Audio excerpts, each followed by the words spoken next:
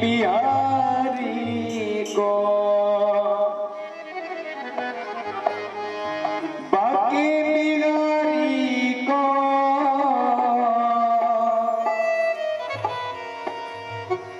कुछ बिहारी को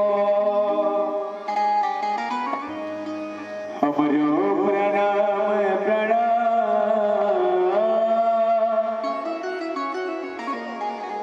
बाके बिहारी को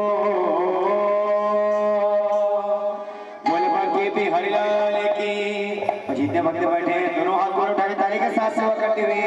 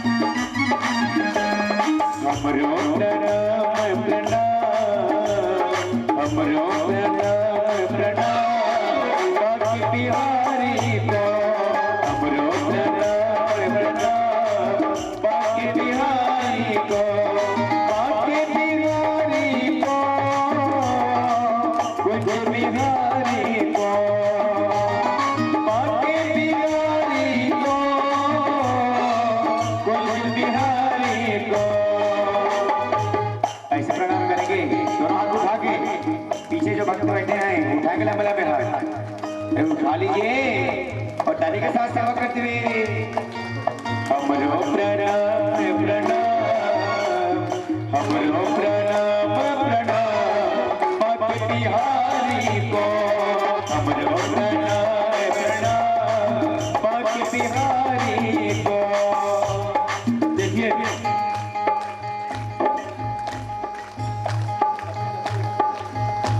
देखिए आजकल एक बहुत बड़ा बीमारी आया है, कोरोना नहीं कहेंगे, ठीक है, माड़ी पी जाते हैं,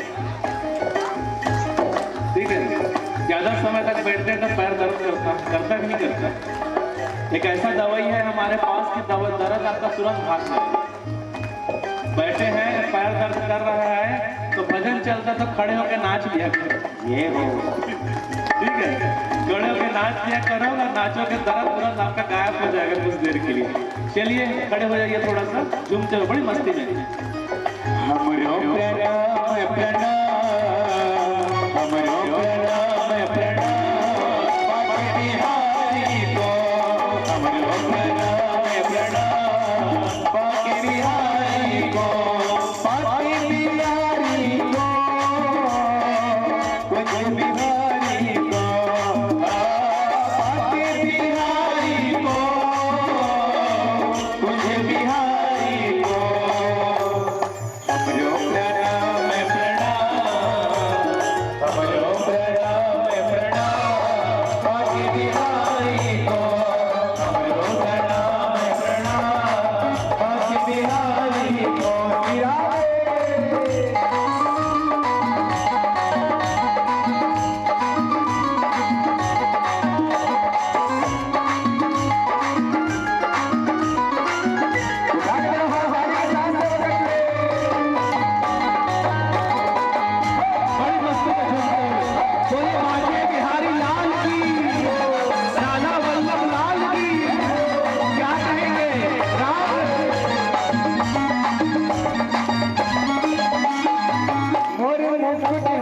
तिलक विराजे मोर मुकुट माथे तिलक विराजे मोर मुकुट माथे तिलक विराजे मोर मुकुट माथे तिलक विराजे कुंडल अलंकारी को कुंडल अलंकारी को बाके बिहारी को हमरो प्रणाम प्रणाम बाके बिहारी को हमरो प्रणाम प्रणाम बाके बिहारी को।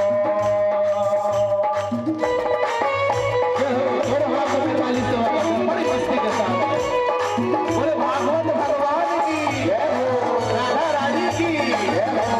क्या कहेंगे साहब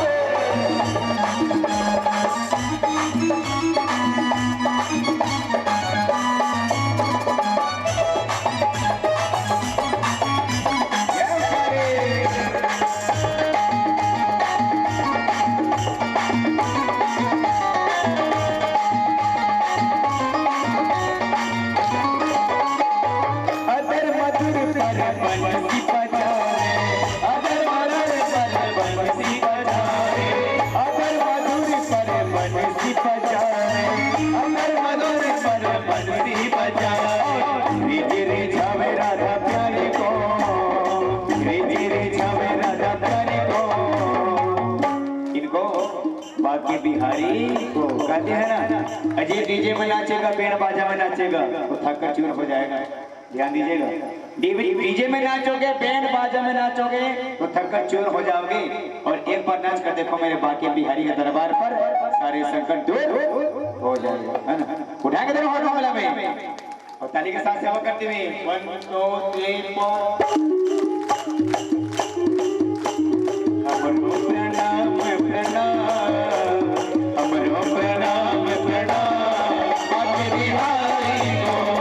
हमरो प्रणाम प्रणाम बाके बिहारी को, बाके बिहारी को, बाके बिहारी को, बाके बिहारी को, बाके बिहारी को। हमरो प्रणाम प्रणाम, हमरो प्रणाम प्रणाम बाके बिहारी को। हमरो प्रणाम प्रणाम बाके बिहारी को। हमरो प्रणाम प्रणाम बाके बिहारी को। हमरो प्रणाम प्रणाम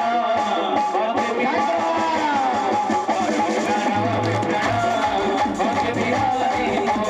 हमरो प्रणाम प्रणाम बाके बिहारी को।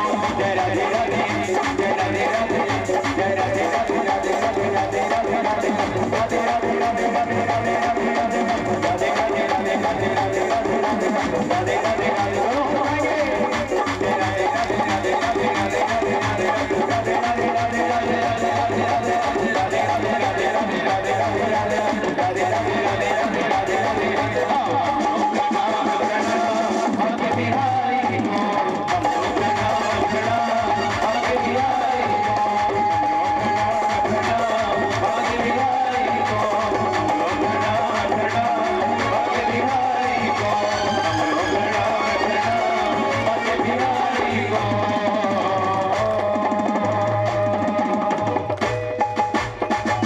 बोले बाके बिहारी लाल की जय। जय सभी अपने यथा स्थान पर विराजेंगे। बोले बाके बिहारी लाल की जय, राधा वल्लभ लाल की जय। क्या कहेंगे जी? राधे राधे, और जोर से क्या कहेंगे? राधे राधे। बोले बाके बिहारी लाल की जय। भगवान श्री सूत जी महाराज सोनिकादिक ऋषियों को भगवान श्री सुखदेव जी के जन्म की कथा सुनाई। अब जन्म की कथा सुनाने के पश्चात में सोनिकादिक ऋषियों को कहने लगे कि आपने गुरुदेव जी का जन्म तो सुन लिया, अब उसके शिष्य की जन्म की कथा भी श्रवण कीजिए।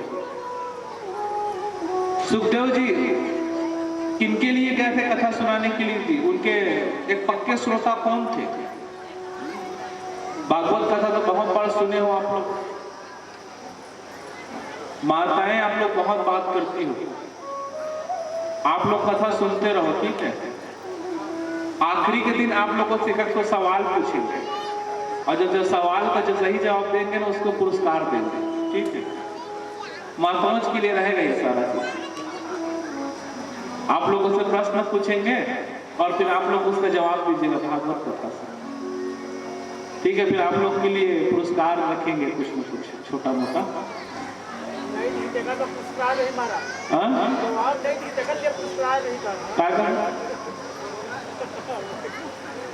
तो हाँ, इसलिए आप लोग धैर्य से कथा सुनो, ठीक है, कि बात बहुत करते हो माताएं आप लोग। तो सुखदेव जी भगवान किसके लिए आए थे? सुखदेव जी भगवान और किनका संवाद भागवत बना? तो परीक्षित जी महाराज और भगवान सुखदेव जी का संवाद ही भागवत महापुराण को एक विशाल गति दी। राजा जन्मेजय और व्यास जी भगवान का संवाद देवी भागवत को विस्तार दिया, और उसी प्रकार से भगवान शंकर और मां पार्वती का संवाद रामायण को विस्तार दिया। तो संवादों की प्रक्रिया है और इन संवाद से और इस संवाद से ही एक सुंदर तरीके से कथा का अवतरण होता है, जन्म होता है। तो कहा कि आप लोगों ने गुरुदेव की जन्म तो श्रवण कर लिया, आप उसके शिष्य के जन्म की कथा श्रवण कीजिए। बोले बताइए महाराज कि परीक्षित जी का जन्म कैसे हुआ। और हमने सुना कि परीक्षित जी महाराज एक अच्छे श्रोता रहे भागवत में, और तो हाँ उसके जन्म की कथा कहने लगे। तो उसकी जन्म की कथा की शुरुआत कहाँ से होती है? जब महाभारत का युद्ध अंतिम क्षण पर तो पूर्ण हो चुका था और आखिरी समय कुछ ही ऐसा था, कुछ ही दिन ही बाकी रह गए थे उसमें, एक तरीका से कहा जाए पूर्ण कौरवों के विनाश के लिए। तो उस समय दुर्योधन के जंघे पर आदरणीय भीम ने गदे से प्रहार किया था। जंघा टूट चुका था, आखिरी सांसें ले रहे थे, अब मरे कि तब मरे। दुर्योधन का हाल ऐसा बना हुआ था। दुर्योधन का एक परम मित्र है जिसका नाम है अश्वत्थामा। दुर्योधन का एक परम मित्र है जिसका नाम क्या था? अश्वत्थामा। और ये अश्वत्थामा कौन थे? आदरणीय आचार्य द्रोणाचार्य जी महाराज के पुत्र अश्वत्थामा। ये अपने मित्र दुर्योधन से बहुत प्रेम किया करता था और अपने मित्र को मरता हुआ देख करके कहा कि मित्र जिसने आपकी ये दशा की है, मित्र हम भी उसकी ऐसी दशा करेंगे, आपके मरने से पहले हम आपको प्रसन्न करके छोड़ेंगे। ऐसा कहा और कहने के बाद में आज अश्वत्थामा ने मन में विचार किया कि मैं पांडवों को पूर्णतः खत्म कर दूंगा, देखिए अगर आप दूसरे कोई का अनहित चाहते हैं तो अनहित यानी कि वो अनहित प्रवृत्ति आपको पापाचार पे लिप्त कर देता है। मंगलम भगवान विष्णु मंगलम गरुड़ध्वज। भगवान का एक नाम मंगल है। अगर हम दूसरे का मंगल चाहते हैं यानी कि भगवान को ही आप चाहते हो। अश्वत्थामा ने क्या किया कि मैं विनाश कर दूंगा पांडवों का, अमंगल चाहा। और इस वजह से आज रात में योजना बनाई कि जहां पांडव सो रहे होंगे तो मैं जाकर के उनके सर को धड़ से अलग कर दूंगा, मार दूंगा। ऐसी योजना बनाई और योजना बनाने के बाद में ये विचार करे कब अर्धरात्रि हो तो मैं तलवार लेकर जाऊं, तेज तलवार लेकर जाऊं, उनको मार दूं। ऐसा भाव से अश्वत्थामा अपने आश्रम पर बैठे हुए थे। उसी समय जिस जगह पर पांडव सोते हैं उस स्थान पर आज भगवान श्री कृष्ण को नींद नहीं आ रही थी। युधिष्ठिर जी महाराज कहने लगे कि कन्हैया क्या बात है, आपको नींद क्यों नहीं आ रही है, आपको नींद क्यों नहीं आ रही है? तब उस समय भगवान कृष्ण ने कहा कि भैया मुझे ये स्थान कुछ अच्छा नहीं लग रहा है, मेरा मन नहीं लग रहा है इस स्थान पर। तो पांडवों ने कहा कि कन्हैया अगर जिस स्थान पर आपको मन नहीं लग रहा है उस स्थान पर हम भी नहीं रहेंगे, चलो यहां से। और उस स्थान को छोड़कर चले गए। द्रौपदी ने देखा खाली जगह है तो अपने 5-5 पुत्रों को सुला दिया और 5-5 पुत्र सोए हुए थे। उस समय रात के अंधेरे में अश्वत्थामा आया और देखा जैसे तैसे कि हाँ ये 5 सोए हुए हैं, यही पांडव हैं। और ऐसा समझ करके तलवार निकाल करके 5 को सर को धड़ से अलग कर दिए, 5 को मार दिया, मुंह को दबाते तलवार से काटते गला को। ये प्रकार से 5-5 पांडवों के पुत्रों का नाश किया। और एक बड़े से प्रात में सजा करके सफेद कपड़ा में ढक करके अपने मित्र अश्वत्थामा के अपने मित्र दुर्योधन के पास लेकर गए। कहा कि मित्र जिसने आपकी ये दशा की हमने भी उसकी वो दशा कर दी, ये आपके शत्रु हैं, उसके सर को मैं लेकर के आया। दुर्योधन ने कहा कि इसमें से मुझे भीम का सर मुझे दे। तो एक सर दिया, मसला उसे चरचरा कर सारे सर टुकड़े टुकड़े हो गए। कहा कि ये भीम का सर नहीं, दूसरा दे, उसको भी चरचरा के टूटे, तीसरा दे, वो भी चरचरा कर टूटा। ऐसा करके 4 सर अपने आप चरचरा के टूटे उसके हाथ में। कहा कि ये भीम का सर होगा। जैसे दिया 5वां सर और जैसे उसको दबाया तो चरचरा के वो भी टूट गया। और उसके बाद दुर्योधन की आंखों से आंसू डबडबाने लगे। कहने लगे कि अरे हम तो जमीन जायदाद के चक्कर पे महाभारत के विशाल युद्ध को करा करके आपस में मर गए। अरे हमारे मरने के बाद में हमें पानी देने के लिए हमारे 5 वंशज बचे थे, इनको भी तूने मार दिया। पितृपक्ष में हमें जल देते, हमें तर्पण देते, हमें तिल देते, हमारे पिंड दान करते, आज तूने इसको भी मार दिया। ये पांडव नहीं है मित्र, आपने पांडवों के पुत्रों को ले आया। ये कहा, कहने के बाद में दुर्योधन रो रो कर उसके प्राण शांत हो गए, उसके प्राणों की ज्योति बाहर निकल गई। अब मरने के बाद में इधर अश्वत्थामा डर गया, अश्वत्थामा डर गया और डरने के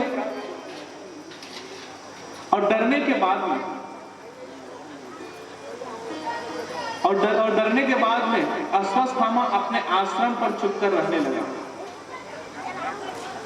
और इधर जैसे सुबह हुई, मां द्रौपदी देख रही हैं कि आज मेरे बच्चे अभी तक क्यों नहीं उठे। बोले तो राधे राधे। मां द्रौपदी सोच रही है कि मेरे बच्चे आज क्यों नहीं उठे। जैसे ही उसके शिविर पर गई, जहां सोए हुए तो उस जगह पर गई, तो मां ने क्या देखा कि उसके 5 बच्चे मर चुके थे, सर धड़ से अलग था, रक्त बह रहे थे, सारे चादर रक्त से भीग चुके थे, सारे चादर रक्त से भीग चुके थे। द्रौपदी चिल्लाई और चिल्ला कर वहीं गिर पड़ी। पांडव दौड़े, और जब पांडव दौड़े कहा कि द्रौपदी ये क्या हुआ तुझे। जब पांडव ने देखा कि चारों तरफ रक्त बहे हैं, सर धड़ से अलग है, मृत्यु हो चुकी है 5 बच्चों की। अर्जुन ने कहा कि देवी चिंता ना करो, जिस किसी ने आपका ये हाल किया है उसके रक्तों से आप अपने केस को साफ करोगे, केस को धोगे। ऐसा कहा और कहने के बाद में अर्जुन तीर कमान लेकर के अश्वत्थामा की ओर आगे बढ़ा। तो अश्वत्थामा ने जब देखा कि मेरी ओर कोई आ रहा है, उस समय ब्रह्मास्त्र का प्रयोग किया। जैसे ही ब्रह्मास्त्र का प्रयोग किया, ब्रह्मास्त्र को आता देख अर्जुन जी महाराज ने भगवान से पूछा कि प्रभु मैं क्या करूं। कहा जिस गुरु का चेला वो है, उसी गुरु का चेला तू भी ब्रह्मास्त्र का प्रयोग कर। ब्रह्मास्त्र आपस में टकराए और टकराने के बाद भीषण अग्नि हुई। अग्नि शांत हुआ और अग्नि शांत होने के बाद में अश्वत्थामा को पकड़ भरी सभा पर ले आए हैं अर्जुन जी महाराज। लाने के बाद में कोई कहता इसे 5 बार मारो और 5 बार जिंदा करो, फिर भी इसके अपराध कम नहीं होंगे। कोई कहता कि इसे मारते ही रहो, कोई कुछ कहता, कोई कुछ कहता, कोई कुछ कहता। भगवान श्री कृष्ण कहने लगे कि जिसका संतान मरा है उनसे तो पूछो कि वो क्या चाहती है, उनसे पूछिए कि वो क्या चाहती है। तो मां द्रौपदी कहने लगी कि छोड़ दीजिए इसे, मुच्यताम ब्राह्मण जिसको हरि, इसे छोड़ दीजिए, इसे जाने दीजिए। बड़ी सभा में सभी लोग आश्चर्यचकित रह गए कि 5 बच्चों की हत्या हुई है, 5 बच्चे मरे हैं द्रौपदी के, और ये द्रौपदी कहती है कि छोड़ दीजिए। अर्जुन ने कहा कि द्रौपदी तुझे हो क्या गया है। ये जो है अश्वत्थामा है, ये 5 बच्चों को आपके मारे हैं, 5 पुत्रों का संहार किया है, और आप इसको छोड़ने की बात कर रहे हैं। द्रौपदी कहने लगी कि हाँ स्वामी मैं इसको छोड़ने की बात में कह रही हूं, क्योंकि ये ब्राह्मण है, इसको हमें नहीं मारना चाहिए। और दूसरा विषय ये है कि ये आपका गुरु भाई है, अब इसको कैसे मार सकते हैं। ये आपके गुरुदेव का पुत्र है, यानी कि आपके गुरु के समान है। आप इसको मारने की बात कैसे कर सकते हैं। और दूसरा विषय ये है कि मेरे 5 पुत्र मरे हैं, तो मैं कृष्ण को देखकर जिंदा रह सकती हूँ, आपको देखकर जिंदा रह सकती हूँ, उत्तरा को देखकर जिंदा रह सकती हूँ, माँ कुंती को देखकर जिंदा रह सकती हूँ। लेकिन अगर इसको हम मार दिए तो इसकी माँ गौतमी कैसे जिंदा रहेगी? महाभारत के युद्ध को करा करके आपने द्रोणाचार्य तक को मार दिया। अब बताइए कि अब हम किसको, ये किसके हारे इसकी माँ जिंदा रहेगी? छोड़ दीजिए इसे। बगल में खड़े हैं भगवान श्री कृष्ण। भगवान श्री कृष्ण से पूछा गया कि केशव आप बताइए, आपका निर्णय क्या है? तो भगवान श्री कृष्ण कहने लगे कि ब्राह्मण को सजा देने का अधिकार हमें नहीं है, हमें ब्राह्मण को सजा नहीं देना है। लेकिन अगर ब्राह्मण हाथापाई है तो उसको छोड़ना भी नहीं चाहिए। बोले केशव आप तो बड़े उटपटांग बात करते हो, एक और कहते हो सजा देनी भी चाहिए, एक और सजा देनी भी नहीं चाहिए, अब क्या कहना चाहते हो? बोले ब्राह्मण की सबसे बड़ी संपत्ति होती है उसका सम्मान, इसको बेइज्जत करके सभा से बाहर निकाल दिया जाए। कहा जाता है उसके माथे पे संयंत्रक मणि था, उस मणि को बाहर निकाला गया और उसे भरी सभा में बेइज्जती करके उसे बाहर निकाल दिया गया। जैसे ही उसको बाहर निकाला गया, अपमान से ग्रसित था, अस्वस्थामा अपमान से पूर्ण रूप से लिप्त हो चुका था और उसके अंदर पर उसकी अग्नि जल रही थी कि मुझे अपमानित किया गया, मेरी बेइज्जती की गई है। इस बात को लेकर के वो अपने आप में बहुत रोष व्याप्त थे। अश्वत्थामा ने अपने कक्ष पर गए, अपने आश्रम पर गए और आश्रम पर जाकर के विचार करने लगे कि मैं पांडव के वंश को पूरा कैसे खत्म करूं, पूर्ण कैसे खत्म करूं, ये सोच रहे थे। उसी समय जैसे सुबह हुई, भगवान कृष्ण द्वारका के लिए प्रस्थान करने ही वाले थे, उसी समय अश्वत्थामा ने अपने तीर कमान लेकर के ब्रह्मास्त्र का प्रयोग किया कि ब्रह्मास्त्र उत्तरा की कोख में पल रहे अभिमन्यु का पुत्र पांडव आखिरी वंशज उत्तरा की कोख में पल रहा है और ये बाण जाकर के उत्तरा की कोख को नष्ट कर दे, ऐसा विचार करके ब्रह्मास्त्र का प्रयोग अश्वत्थामा ने किया। जैसे ही ब्रह्मास्त्र का प्रयोग अश्वत्थामा ने किया, उत्तरा महारानी जब देखी कि कोई ब्रह्मास्त्र मेरी कोख की ओर आ रहा है, ये आभास जब किया उत्तरा ने, तो दौड़ करके चले आए भगवान कृष्ण के पास। रथ पर आरूढ़ है भगवान श्री कृष्ण, हाथ पर रथ की डोर है उनके, और जाकर के साड़ी को फैला करके पाही पाही महायोगेन देव देव जगत पते, कि हे योगियों के योगेश्वर, हे पतितों के पावन, मेरी रक्षा कीजिए, मेरी रक्षा कीजिए। भगवान कहने लगे पांडवों की पुत्रवधू अभिमन्यु की पत्नी उत्तरा मार्ग पर कैसे? कन्हैया मैं मर जाऊं चलेगा, लेकिन मेरी कोख में पांडवों का आखिरी वंशज पल रहा है, इसको कुछ हो जाए वो सही नहीं है, आप कुछ कीजिए। जब भगवान श्री कृष्ण पीछे पलट कर देखे तो एक बाण तीव्र गति से आ रहा था और भगवान श्री कृष्ण उस समय जरा सा भी विलंब भगवान कृष्ण ने नहीं किया और वायु का रूप बना करके भगवान श्री कृष्ण उत्तरा की कोख में जाकर समा गए और उत्तरा की कोख में जाकर के एक कवच बना करके परीक्षित को रक्षा किया, परीक्षित की रक्षा की। एक कवच बना करके परीक्षित की रक्षा की। जब परीक्षित की रक्षा की, बाण आया, भगवान को देखा, ब्रह्मास्त्र शांत हुआ। जैसे ब्रह्मास्त्र शांत हुआ, सुखदेव जी ये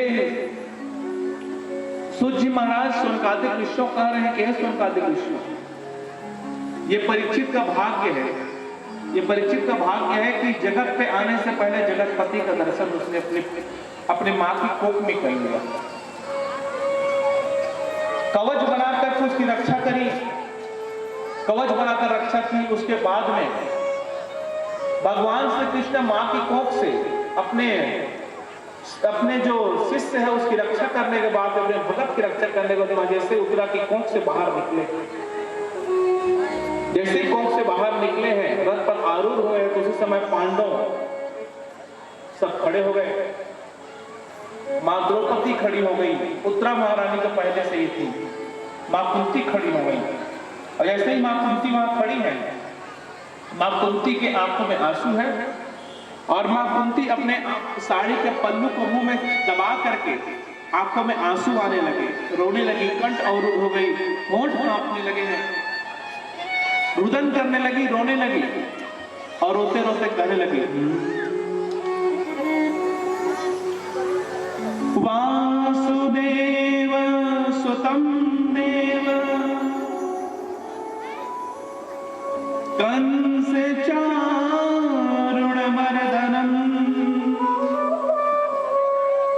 देवकी परमानन्दम्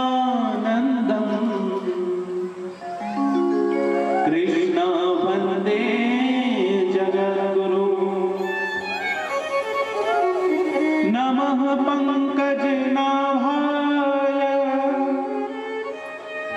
नमः पंकजमालिने नमः पंकजनेत्राय नमः पंकजप्रिये। प्रणाम किया, स्तुति की और स्तुति करने के बाद में भगवान से कृष्ण कहने लगे कि बुआ, रिश्ते में ये इनकी बुआ लगती है, क्योंकि सूरसेन के यहाँ जन्म लेने, सूरसेन जी के यहाँ इनका जन्म हुआ था मां कुंती का, इसलिए रिश्ते में ये इनकी बुआ लगती है। बोले बुआ क्या बात है, आज बड़ी लंबी चौड़ी स्तुति आप कर रही हो मेरा। तो मां कुंती कहने लगी, कन्हैया जब हमें लाक्षागृह में जलाया गया उस समय आपने हमारी रक्षा की थी। भरी सभा में द्रौपदी के वस्त्र उतारे जा रहे थे तो आपने वहां जाकर के हमारे कुल की लाज बचाई थी। भीम को विष के लड्डू खिलाए गए,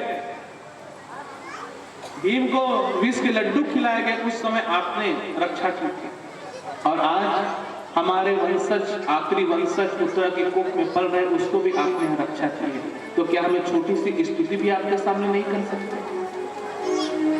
क्या नहीं है इसकी चिंता मां कुंती नहीं कर रही है कि स्वामी आप थे और मेरे 5-5 बच्चे, 5-5 नातियों का वध हो गया, आप क्या कर रहे थे? ऐसा भगवान से नहीं कहा। जो है उसकी चिंता कर रही है और जीव क्या करता है, जीव जो नहीं है उसकी चिंता हम करते हैं कि फलाना चीज मेरा नहीं है, वो चीज हमारा नहीं है, मेरा ये चीज नहीं है। और जिसकी जो चीज है हमारे पास उसकी चिंता हम नहीं कर पाते। मां कुंती कहने लगी कि स्वामी अगर आप नहीं होते प्रभु तो शायद आज हमारा ये वंशज उत्तरा की कोख में पल रहा है वो भी हमारे पास भी नहीं होता। प्रभु आप भगवान हैं, आप नारायण हैं, आप जगत पिता, आप जगन्नाथ हो। हमने आपको पहचान लिया कि आप भगवान हैं। कहा कि आप भगवान हो, भगवान हो, भगवान हो, बार बार बोला गया। तो भगवान श्री कृष्ण कहने लगे कि बुआ आप मुझे भगवान बना रही हो, हम तो आपके भतीजे हैं, वही सही है, भगवान मत बनाइए हमें।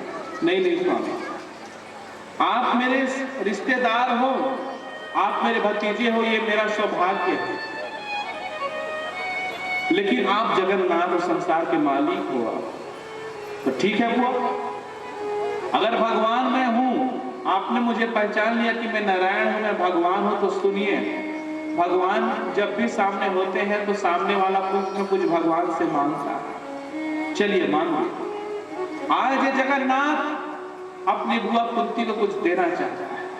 आज ये जगतपति, रमापति, लक्ष्मीपति, वैकुंठ पे रहने वाला वो भगवान विष्णु, आज ये कृष्ण आज अपनी बुआ कुछ देने वाला है। मांगो क्या चाहिए। मां कुंती कुछ नहीं करती, मां कुंती की आंखों में आंसू थे, कुछ नहीं करती। भगवान कृष्ण ने कहा युधिष्ठिर से कि युधिष्ठिर आप बड़े हो, आप मांगिए, आपको क्या चाहिए, आप मांगिए, आपको क्या चाहिए। तो उस समय युधिष्ठिर जी महाराज कहने लगे कि स्वामी, मेरी पहचान मेरी सत्यता से है, मेरी पहचान मेरी सत्यता से है, मैं हमेशा सत्य ही बोलूं, धर्म पे ही रहूं, ऐसा मुझे आशीर्वाद दीजिए। भगवान श्री कृष्ण अर्जुन से कहते कि अर्जुन तू मांग कुछ, तेरे बड़े भैया कुछ मांगना नहीं आता, ये कोई मांगने की चीज है, छोटी मोटी चीज मांग रहे हैं, ये कोई मांगने का चीज नहीं है, कुछ अच्छा मांगिए, बहुत कोई बल मांग लीजिए, कोई ताकत मांग लीजिए, कोई बहुत बड़ा कुछ संपत्ति खजाना, जो चाहिए वो मांग लीजिए, मांगिए तो सही, हम देंगे आपको, मांगिए तो सही। जब ये कहा कि मांगिए तो मांगिए तो मांगिए तो अर्जुन जी महाराज हाथ जोड़कर कहने लगे कि स्वामी, अगर आप मुझे कुछ मांगने के लिए कह रहे हो तो मैं तो बस एक ही चीज मांगूंगा आपके सामने। बोले हाँ हाँ अर्जुन बोलो, क्या चाहिए आपको? तो मैंने आपको अपना गुरु माना है, मैंने आपको अपना गुरु माना है, और एक गुरु और शिष्य का रिश्ता सदैव बना रहे, हमें कुछ भी नहीं चाहिए और मुझे इसके अलावा कुछ भी नहीं चाहिए। भगवान कृष्ण हंसने लगे और भीम से कहने लगे, भीम ये तेरे दोनों भैया के अंदर बुद्धि नहीं है, कुछ मांगना चाहिए, छोटी मोटी चीज मांगते, आप मांगिए कुछ, क्या चाहिए आपको? तो भीम हाथ जोड़ लिए, कहने लगे महाराज मैं बहुत भोजन करता हूँ और बहुत खाता हूँ, इसलिए मेरी बदनामी बहुत है कि मैं बहुत खाता हूँ, मैं जितना खाता हूँ उतने ज्यादा आपका नाम स्मरण कर सकूं, मुझे यही वरदान दीजिए, और कुछ नहीं चाहिए। नकुल और सहदेव से कहने लगे कि तुम लोग मांगो, एक को ज्ञान का अभिमान था, दूसरे को स्वरूप का अभिमान। नकुल और सहदेव बोले तुम्हें क्या चाहिए? बोले कन्हैया ये तीनों भैया के चरण पर हमारी प्रीति सदैव बनी रहे, हमें बस यही वरदान दीजिए और हमें कुछ भी नहीं चाहिए। ऐसा कहा, कहने के बाद में भगवान श्री कृष्ण कहने लगे कि इनको मांगना नहीं आता कुछ भी।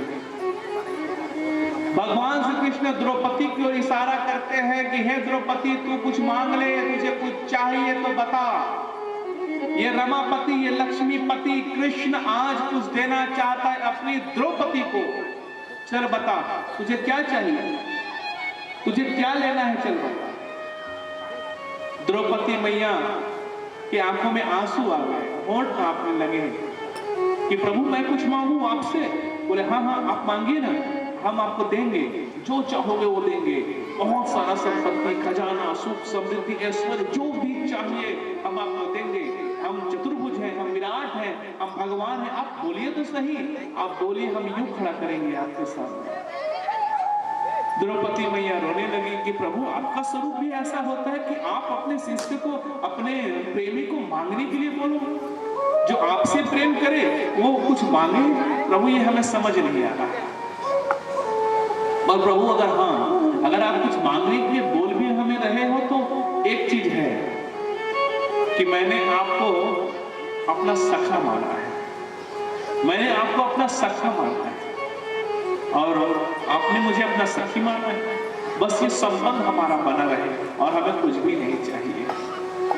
भगवान कृष्ण हंसने लगे, मां कुंती से कहने लगी, मैया हे कुंती बुआ अब आपकी पारी है, हे कुंती अब आपकी पारी है, आप मांगिए, आपको क्या चाहिए? पहचान लिया कि हम तो भगवान हैं, तो ये विष्णु, ये रमापति, ये लक्ष्मीपति नारायण आज द्वारकाधीश अपने दोनों हाथ उठाकर अपनी बुआ कुंती से कहते कि कुंती मांगिए, आपको क्या चाहिए, आपको किस चीज की आवश्यकता है, हम आपके जीवन पर सारे चीज निछावर कर देंगे, आपके चरणों पे वो सारी सेवाओं की व्यवस्था कर देंगे, आप मांगिए तो सही। मां कुंती रोने लगी, मां कुंती के आंख में आंसू डबडबाने लगे, कंठ अवरुद्ध हो गए, होंठ कांपने लगे। कन्हैया ऐसा मत कहो कि मैं कुछ मांगू आपसे, ऐसा मत कहो कि मैं आपसे कुछ मांगू, मांगने की बात मेरे सामने मत कीजिए। नहीं बुआ, आपने हमें पहचान लिया कि हम तो नारायण हैं, हम भगवान हैं, मांगिए हमसे कि आपको क्या चाहिए, बोलो तो सही आपको क्या चाहिए। मां कुंती कहती, कन्हैया कभी ऐसा ना हो कि देते देते आपके हाथ थक जाएं और लेते लेते मेरी झोली अधूरी की अधूरी रह जाए, ऐसा भी ना हो कन्हैया। बहुत हाथ उठा कर बोल रहे हो कि मांग लो मांग लो मांग लो। चलो मैं मांग लेती हूँ, तो कभी ऐसा ना हो कि देते देते आपके हाथ थक जाएंगे और लेते लेते मेरी झोली अधूरी की अधूरी रह जाएगी। दे सकते हो आप मुझे? ये बुआ क्या मांग रही हो आप? लेना क्या चाहते हो आप लेना क्या चाहते हो? बोले कन्हैया पहले वादा करो, कन्हैया पहले वादा करो कि आप मना नहीं करोगे। कन्हैया पहले वादा करो कि मना नहीं करोगे। जब ऐसा कहा कि मना नहीं करोगे मना नहीं करोगे, भगवान कह लगी बुआ आपको चाहिए क्या? पहले ये तो बता दीजिए आपको चाहिए क्या? बोले ऐसे नहीं कन्हैया, मैं तो मांगूंगी, लेकिन पहले आपको मुझे वादा करना होगा कि आप मुझे मना नहीं करोगे। मां कुंती से भगवान कृष्ण ने कहा कि चलो ठीक है बुआ, हम आपको देंगे, जो कहोगे हम आपके सामने रख देंगे, जो भी कहो हम आपके सामने बोलते ही रख देंगे। चलो बोलो तो सही आपको चाहिए क्या? तो जब ऐसा कहा तो मां कुंती की आंखों में आंसू डबडबाने लगे। मां कुंती की आंखों में आंसू डबडबाने लगे, होंठ कांपने लगे, कंठ अवरुद्ध हो गए, आंखों में आंसू रुकते ही रही है। अपने साड़ी के पल्लू से अपने आंसुओं को पोंछती है मां कुंती। कन्हैया सचमुच आप दोगे मुझे? बोले बुआ रो मत, पहले बताओ तो पहले कि आपको चाहिए क्या? आपको चाहिए क्या पहले बताओ तो सही। तो मां कुंती अपने आंसुओं को पोंछती है, अपने आप को मजबूत करती है और मजबूत करके अपने साड़ी के आंचल को फैलाती है और फैलाने के बाद में मां कुंती भगवान कृष्ण के सामने करती है। विपदा संतो न शाश्वता तत्र तत्र जगद्गुरु भवतो दर्शनं यस्य भवतो पुनः दर्शनम्। जब मां कुंती ने कहा कि विपदा संतो न शाश्वता तत्र तत्र जगद्गुरु, अभी तक तो मां कुंती रो रही थी और जैसे ही मां कुंती ने ऐसा कहा तो भगवान की आंखों में आंसू डबडबा गए। भगवान की आंखों में आंसू आ गए कि बुआ ये क्या मांग लिया आपने? ये कोई मांगने की चीज है जो आपने मांगा?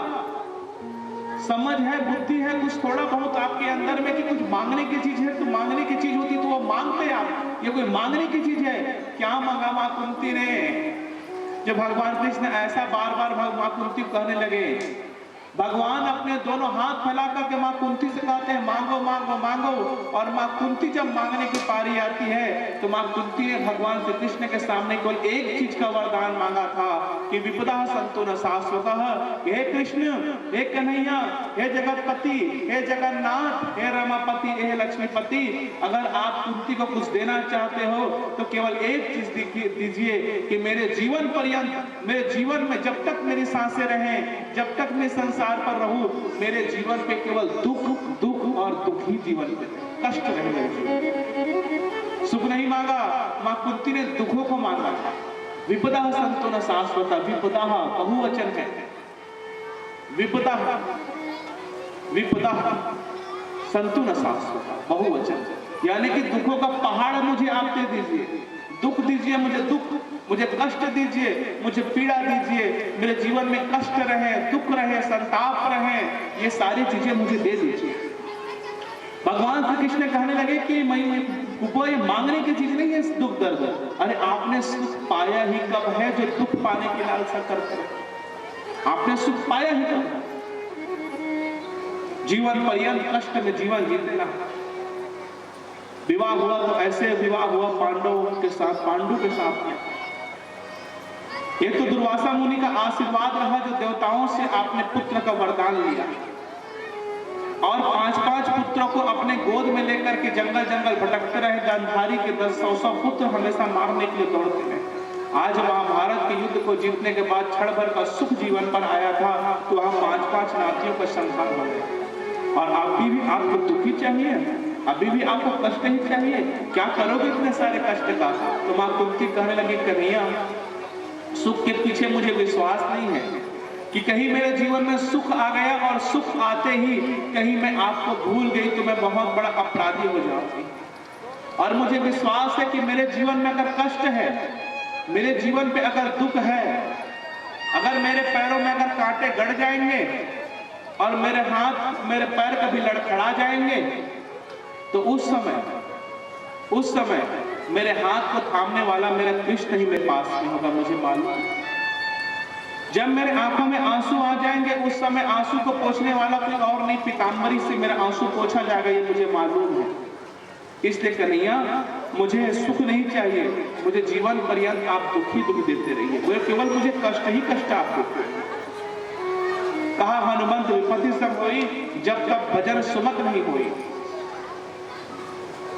जीवन में विपत्ति का समय कब आता है जी? जब आप भगवान से विमुख हो जाते हैं। जीवन में विपत्ति और कष्ट कब आता है? जब आप भगवान से विमुख हो जाते हो, वही आपकी विपत्ति का कारण बनता है।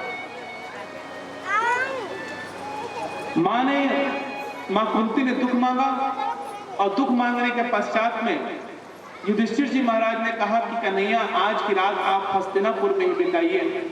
हस्तिनापुर में भगवान श्री कृष्ण एक रात्रि और रुके। जैसे ही हस्तिनापुर में रुके, जैसे ही भोर हुआ तो युधिष्ठिर जी महाराज का नियम था कि वो रोज सुबह के समय, भोर के समय भगवान कृष्ण को प्रणाम करने के लिए जाया करते थे। जैसे ही प्रणाम करने के लिए गए, उस समय युधिष्ठिर जी महाराज ने क्या देखा कि भगवान कृष्ण किसी को ध्यानस्थ में थे, ध्यान मुद्रा में थे। और ध्यान मुद्रा में होते हुए युधिष्ठिर जी महाराज ने पूछा कि प्रभु, ऐसा कौन बड़ा भागी है जिसको आप याद कर रहे हो? तो भगवान श्री कृष्ण कहने लगे कि मैं याद कर रहा हूं मैं अपने बाबा को, बाबा भीष्म, जो मुझे मेरा इंतजार कर रहा है, मैं उसको याद कर रहा हूं, बाबा भीष्म। तो बाबा भीष्म के पास जाने के लिए भगवान श्री कृष्ण आतुर हुए और पांचों पांडव रथ पर आरूढ़ हुए। मां द्रौपदी भी साथ में आई और साथ में आने के बाद में ये रणभूमि पर स्थान पर गए जिस स्थान पर महाभारत युद्ध हुआ था, और बाणों की सैया पर भगवान के परम भगत बाबा भीष्म लेटे हुए थे। इच्छा मृत्यु का वरदान था बाबा भीष्म को, इसलिए अपनी इच्छा से उनकी मृत्यु होगी और इंतजार कर रहे थे भगवान का। जैसे ये पांचों पांडव बाबा के भीष्म के इर्द गिर्द आए, बाबा ने पूछा कि अर्जुन वो नहीं आए? बोले बाबा कौन? किसको आप बोल रहे हो? किसको आप बोल रहे हो? बोले वो नहीं आया। बोले किसको बोल रहे हो बाबा? कन्हैया नहीं आया, कृष्ण नहीं आया। कहा कि कृष्ण नहीं आया। बोले बाबा आया है ना। बोले कहां है? बोले वो रथ के पास, रथ के पास। जब रथ के पास है ऐसा कहा तो कहा कि उसको भी बुलाओ। बाबा भीष्म के आदेश पाते ही अर्जुन जी महाराज गए। कहा कि कन्हैया चलिए, बाबा आपको याद कर रहे हैं,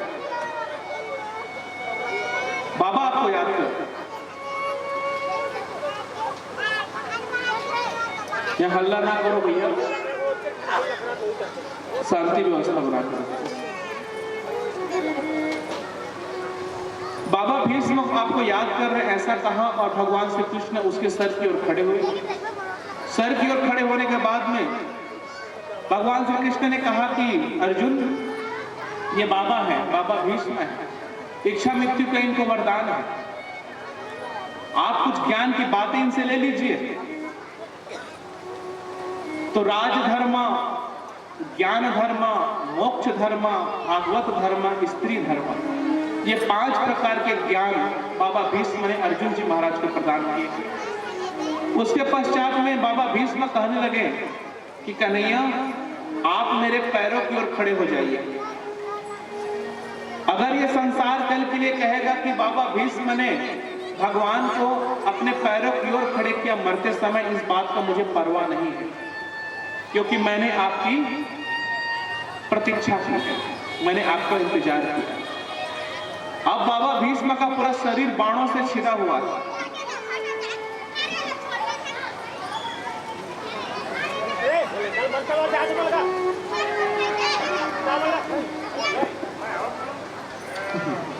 बाबा भीष्म का शरीर पूरा बाणों से छिदा हुआ है और बाबा भीष्म लेटे हुए। बाबा भीष्म लेटे हुए हैं, पूरा शरीर छिदा हुआ है। कहने लगे आप मेरे पैरों की ओर खड़े हो जाइए, और कोई ये कहे कि बाबा भीष्म मरते समय पैरों की ओर भगवान को खड़ा किया, इस बात का मुझे परवाह नहीं है, आप मेरे पैरों पर खड़े हो जाइए। भगवान श्री कृष्ण उनके पैरों की ओर खड़े हो गए, और पैरों की ओर खड़े होने के पश्चात में बाबा भीष्म की आंखों में आंसू आने लगे।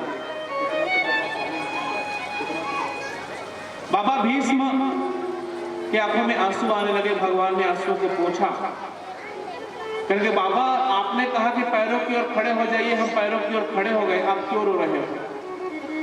तो बाबा भीष्म कहने लगे प्रभु, आपके मंदिर जाते हैं तो कम से कम जल लेकर के कोई ना कोई जाता है, और मैं इतना अभागा हूं कि मेरे सामने साक्षात भगवान खड़े हैं और मैं आपको एक लोटा जल अर्पण नहीं कर पा रहा। इसी बात का मुझे दुख है, इसी बात का मुझे कष्ट है। आपके मंदिर जाते हैं तो फल लेकर के जाते हैं, मैं कितना बड़ा अभागा हूं कि मैं आज आप मेरे सामने खड़े हो लेकिन मैं एक फल भी आपको अर्पण नहीं कर पा। और दूसरा विषय ये है प्रभु कि मैं आपके सामने फूल और पत्ते से मैं आपकी पूजा नहीं कर पा रहा हूं, इस बात का मुझे बड़ा कष्ट है। भगवान मुस्कुराने लगे, बोले बाबा आप मुझसे इतना प्रेम करते हो? बोले हाँ नहीं, हम आपसे बहुत प्रेम करते हैं। अच्छा ये बताइए, अगर आप मुझसे प्रेम करते हो तो पांडवों के विरुद्ध आप क्यों लड़े? भैया प्रेम कर रहे हो तो पांडवों के विरुद्ध में क्यों लड़े? कौरवों के पक्ष पर आप खड़े हो गए। आपको चाहिए कि पांडवों के पक्ष से आप लड़ते। आप तो मुझ पर आपने बाण चलाया, मेरे प्रिय अर्जुन पर आपने बाण चलाया, मेरे पांडवों पर आपने बाण चलाया।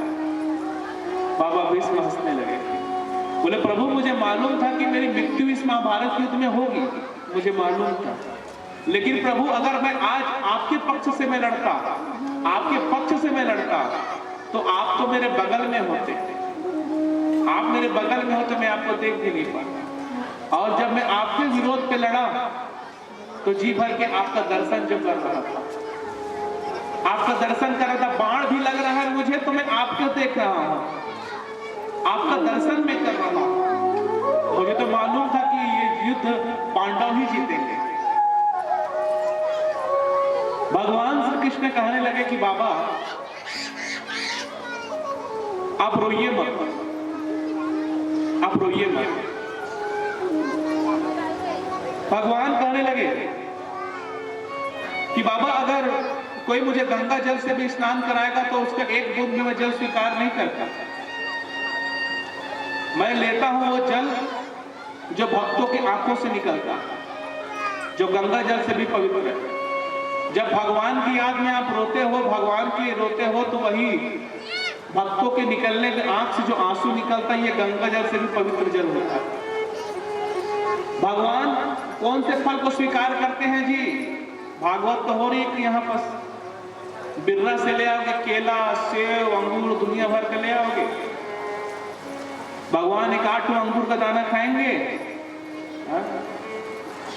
सब प्रसाद में आप ही लोग खाओगे उसको, हम लोग से बच गया तो ठीक है। तो कौन खाएगा उसे? भगवान तो नहीं खाता। भगवान को कौन सा फल प्रिय है जो उसको बड़े चाव से खाते? एक ही फल है जो भगवान बड़े चाव से खाते। ला सकोगे वो फल भगवान के लिए? भगवान केवल एक ही फल भगवान को बहुत प्रिय है, एक ही फल उसे बहुत प्रिय है, वो फल है आपके कर्मों का फल, आपके सुंदर कर्म के फल। वही आपके सुंदर कर्म के, सत्कर्म के फल को भगवान स्वीकार करते हैं। भगवान श्री कृष्ण कहने लगे कि बाबा मैं आपके कर्मों के फल से प्रसन्न हूं। बाबा आपने कहा था कि आप मुझे फूल और पत्ते चढ़ाते, ये फूल पत्ते में स्वीकार नहीं करूंगा, मैं तो आपके निर्मल रूपी मन, सुंदर मन और सुंदर हृदय रूपी जो पवित्र मन है वो वाला पत्ता में स्वीकार करूंगा। भगवान की अगर पूजा करना है तो आंखों से जल निकल गया, आपके कर्म अच्छे हो गए, और साथ ही साथ अगर हमारा मन सुंदर और पवित्र बनकर फूल और पत्ते का काम कर दिया तो समझ जाइए आप जहां भी हो वहीं पर आपके लिए सुंदर पूजा है, सुंदर पूजा है। फिर भी बाबा भीष्म रो रहे हैं, फिर भी बाबा भीष्म रो रहे हैं। देखिए बाबा भीष्म का चरित्र बड़ा अद्भुत है, बड़ा अलौकिक है बाबा भीष्म का चरित्र। देवी भागवत में बाबा भीष्म के चरित्र का और विस्तार है, और गजब का विषय यह लगता है आजकल के परिवेश में बाबा भीष्म का फोटो तो रखो पूजा करने के लिए घर में, बाबा भीष्म की पूजा नहीं कर पाते, नहीं करते हैं क्या? नहीं कर पाते। बाबा भीष्म की पूजा नहीं करते। कैसा कोई पूजा है? बाण जिसमें लगा हुआ है, बाबा भीष्म की मूर्ति बनी हुई, उसकी हम आरती करें, उसको चंदन तिलक लगाएं, जो सैकड़ों बाणों पर छिड़ा करके निश्चिंत होकर के सोया हुआ है, अपनी मृत्यु का इंतजार कर रहा है, उस बाबा भीष्म की हम पूजा नहीं कर पाते। और धन्य है ऐसे लोग बाल जो 3 खिला गड़ने के बाद में मर गए उसकी पूजा करते हैं, धर्म परिवर्तन करते हैं। 3 खिला में गड़ करके मर गया, उसको देवता बनाकर घर में रख रहे हो लोगों के भड़कावे में आकर के, और बाबा भीष्म जब बाणों की सैया पर लेट करके कृष्ण का इंतजार करते हैं उसकी चिंता नहीं कर पाते हैं। ये कमजोरी है हमारे सनातन परंपरा, लोगों के भड़कावे में आकर के कि देवता को बदल दो, भगवान को बदल दो, ले आओ खिला कांटी वाले दो। इसका कोई प्रमाण नहीं है जितना सनातन परंपरा का प्रमाण है। बाकी कोई धर्म का प्रमाण नहीं है कि इतना ऐसा है। लाखों प्रमाण है सनातन परंपरा, लाखों प्रमाण। अभी हुआ ना मंदिर वाला, राम मंदिर का आपका, कि लोग कह रहे थे कि मस्जिद है, हिंदू कह रहे थे कि ये राम जन्मभूमि है, पक्ष में आया हिंदुओं के कि राम जन्मभूमि है, खुदाई हुआ तो शिवलिंग बाहर निकल रहे हैं, मूर्तियां बाहर निकल रही है। इसका प्रमाण क्या है कि वहां वास्तव में मंदिर था, सीता जी का रसोई बाहर निकल रहा है खुदाई से। अभी काशी कॉरिडोर बना, उस पर कितने सारे ऐसे कुएं थे, पुराने मंदिर थे, भव्यता आकार से बना। तो ये सारी चीजें क्या है? सनातन परंपरा एक प्रमाणित परंपरा है, प्रमाणित परंपरा। कुतुब मीनार ये भी जांच का विषय है, ताजमहल इसको भी देखेंगे ये भी जांच का विषय है। यदि कमजोरी थी उस समय तो गुंबद हटाकर टोपी लगा दिया गया। सनातन परंपरा पुरानी परंपरा है, ये देवत्व परंपरा है। गलती हम लोग कहां पास करते हैं कि हम सनातन परंपरा पर चल नहीं पाते और मन अशांत हुआ तो समझते हैं कि भगवान सब बिगाड़ रहे हैं। अरे घर में दिया बाती नहीं करोगे, घर में भगवान की पूजा नहीं करोगे अच्छे से, अगरबत्ती नहीं जलाओगे, पूजा नहीं करोगे, तुलसी का चौरा नहीं रखोगे, घर पर झंडा नहीं डालोगे बजरंगबली का, पूजा पाठ नहीं करोगे, तो घर में भूत प्रेत नहीं नाचेंगे तो हीरो हीरोइन थोड़ी नाचेंगे भैया। भूते प्रेत तो नाचेंगे घर में, पूजा पाठ नहीं करोगे घर में। तो ये सब सनातन परंपरा का हिस्सा है। और ये चीजें, हाँ ये बात यूट्यूब पर भी चल रहा है, बोलेंगे इस चीज को कि जैसे धर्म परिवर्तन कोई करते हैं। मैं भी गया, अचानक एक बार ऐसे घर पर चला गया तो चार्ट मेरे को दिखाई पड़ा, तो मैंने जल्दबाजी से उसका फोटो उतार लिया कि लिखा क्या है इसके अंदर। तो मैं उसको बाद में जूम करके पढ़ता था, उसमें क्या लिखा गया था कि सुबह उठे तो प्रार्थना करो, दोपहर के नहा लिए फिर प्रार्थना करो, हमारे ईसा मसीह यीशु का प्रार्थना करो। भोजन हो गया तो भोजन करने से पहले प्रार्थना करो, शाम के समय प्रार्थना करो, बार बार प्रार्थना करो, मंदिर शुक्रवार को आओ चर्च, संडे को आओ चर्च, बार बार उस चीज को रिपीट। और दूसरा बात, छोटा सा पुस्तक भी होता है उनके पास में, नया नहीं है, पुस्तक भी होता है छोटा सा, उसको जेब में रखो और समय मिले तो पढ़ते रहो, समय मिले तो पढ़ते रहो। सोचिए इस चीज को, आप मंदिर कितने बार गए हो जी? कितने बार मंदिर जाते हो आप लोग? छोटा सा पुस्तक गीता भी ऐसी है, भागवत गीता 10-15 रुपए मिलता है, छोटा सा। घर पे रखते हो उस चीज को? समय मिले तो खाली समय में 18 अध्याय का गीता उसको पढ़ते हो घर पे? नहीं पढ़ते हैं गीता का। रामायण है, रामायण तो पढ़ते तो नहीं पढ़ते। सुख सागर है, पढ़ते तो नहीं पढ़ते। तो मन आपका कहां से भटकेगा नहीं? जब भटकेगा तो विकार विकृतियां जीवन पर आएंगी और ये मन में नकारात्मक ऊर्जा प्रवेश करेगा। जब नकारात्मक ऊर्जा प्रवेश करेगा तो आपको जीवन पे हानि आएगी। पहले के लोग शिखा रखते थे, लिट्टी चोटी। अब के लोग नहीं रखते, चोटी नहीं रखोगे। इसका हानि क्या है कि आपका मन असंतोष रहेगा। सनातन परंपरा पूर्ण रूप से वैज्ञानिक है, पूर्ण रूप से वैज्ञानिक। अगर ये सीखा रखते हैं ना, लिट्टी जिसे कहते हो आप लोग, इस सीखा में अगर रखोगे, सीखा को बंधन करोगे, भाई लोग ध्यान देंगे, बच्चे लोग या बूढ़े जो सीखा पहले रखते थे, लिट्टी को बांध के रखोगे तो इसमें इस चीज से एक सबसे बड़ा फायदा ये होता है कि नकारात्मक ऊर्जा कभी भी आपको छू नहीं सकती। जब आप लिट्टी रखते हो सीखा, नकारात्मक ऊर्जा आपको कभी छू नहीं सकती। माथे पे तिलक लगाओगे चंदन, तो नकारात्मक ऊर्जा कभी आपको छू नहीं सकती। सब पूर्ण रूप से वैज्ञानिक है, पूर्ण रूप से वैज्ञानिक। माताएं सिंदूर लगाती हैं तो सिंदूर लगाने का भी बहुत फायदा है, उसका भी बहुत मतलब कि वो रहता है इसका फायदा। लेकिन अब जैसा समय आ गया है तो थोड़ा सा लगा लिए छुट्टी, ठीक है। लेकिन ये सब अलग अलग महत्व होता है। चंदन तिलक, भारतीय जो संस्कृति हमारी, भारतीय जो परंपरा है, इसका पूर्ण रूप से वैज्ञानिक है। ये पुरानी परंपरा, सनातन संस्कृति है ये चीजों में। तो उस समय बाबा भीष्म बाणों के सैया पर लेटे और बाणों की सैया पर लेट करके कृष्ण का इंतजार करते रहे। भगवान श्री कृष्ण अंत समय उसको मुस्कुराना चाहते हैं। उस समय बाबा भीष्म ने कहा, कन्हैया वो दिन आपको याद है? बोले कौन सा दिन प्रभु? बाबा भीष्म कहने कौन सा दिन? वो दिन याद है। भगवान कृष्ण कहने लगे, बाबा कौन सा दिन? तो वो वाला दिन था जो दिन में महाभारत के युद्ध की तैयारी जो पूर्ण रूप से चल रही थी, युद्ध भी प्रारंभ हो चुका था और युद्ध के प्रारंभ होने के बाद शाम के समय युद्ध विश्राम होता था। युधिष्ठिर और उस समय दुर्योधन बाबा भीष्म के पास गए और कहने लगे कि बाबा हम ये समझ में नहीं आता आप कि हमारे पक्ष में हो कि आप पांडव के पक्ष में हो। तो बाबा ने कहा था कि उसके पास में कृष्ण है, उसको हरा नहीं सकते। तो दुर्योधन ने कह दिया कि अगर उसके पास में कृष्ण है बाबा तो आप भी भीष्म हो, आपको भी कोई नहीं हरा सकता। तो आवेश में आकर के बाबा भीष्म ने ऐसा कह दिया कि कल का सूरज पांडव ने आखिरी होगा। और ये बात जब दुर्योधन को पता चली तो दुर्योधन ने डंका पिटवा दिया कि मैं युद्ध जीत गया। अब उसके बाद में क्या हुआ? ये बात जब कृष्ण को पता चली तो द्रौपदी मैया को बताई और द्रौपदी मैया को जब बात पता चला तो कन्हैया करेंगे क्या, ये बताइए करेंगे क्या? तो चलिए मेरे साथ। भोर के समय में बाबा भीष्म स्नान ध्यान किए और स्नान करके आसन में बैठ करके भगवान कृष्ण को याद करते हैं। बोलिए तो राधे राधे बाबा, जोर से बोलिए। क्या बोलेंगे?